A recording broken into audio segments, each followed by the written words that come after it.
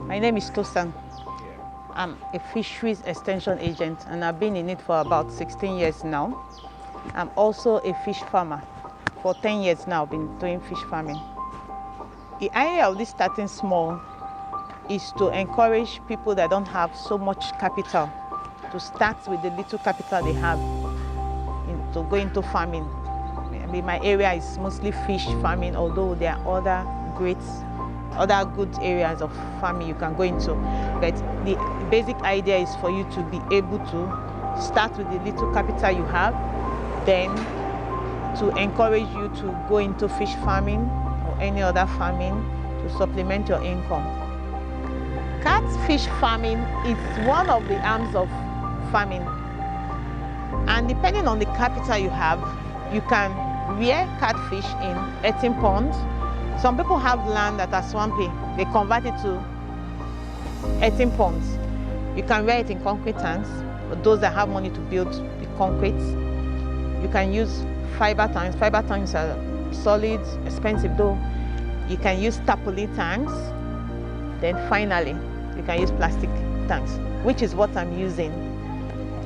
One, I chose plastic tanks because of space and money. It was easier and cheaper for me to get than the others. I started small. I started with 2 plastic tanks and eventually I increased it to 4. Fish farming is basically all the processes involved in bringing up fish from fingerlings to adulthood, maturity, as popularly known. It involved various processes. It involved the stocking, the sorting, water quality control, disease management, harvesting, and marketing. Those are basically all the processes involved in fish farming. And when I started, I had this challenge of water quality. You know, for fish, they need water. You know, a lot of people have the impression that the water must be very clean. Yeah, it's good if you can maintain a clean water for them. It's very nice. But the basic things you should be looking into as far as water is concerned is the dissolved oxygen. You know, all living things must respire, and fish breathe in dissolved oxygen. So you make sure that the oxygen level of your water is high, enough for them to respire. Then you think of the pH. The pH is the acid basic quality of the water.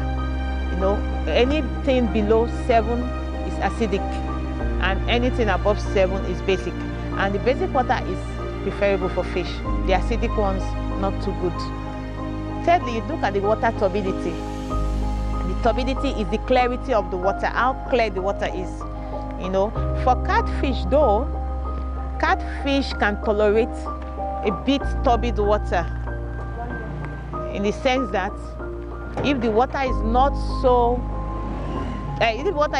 clean, it can manage because it relies on its sense of smell and touch.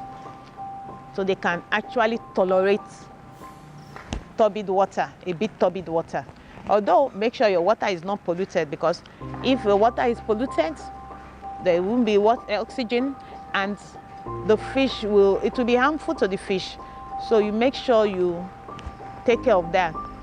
Thirdly, another point I have to bring in here is that for the earthen ponds, it's easy for the soil to absorb the waste from the fish. You know, like every living thing, fish also give out waste. So it's easy for them to absorb the waste, the soil to absorb it. You know, natural processes involved in it. But it's not the same with the plastic tanks I'm using. In the sense that for plastic tanks, you need to practically drain out the waste. That is why they insist on clean water. You drain out the waste and pump in fresh water for the fish to do well in them. I encourage people to go into fish farming, especially catfish. It's easy to go into catfish because catfish can tolerate a whole lot of things. Everybody eats fish, catfish especially, and they gather in the night to drink beer with barbecue catfish. It's very good.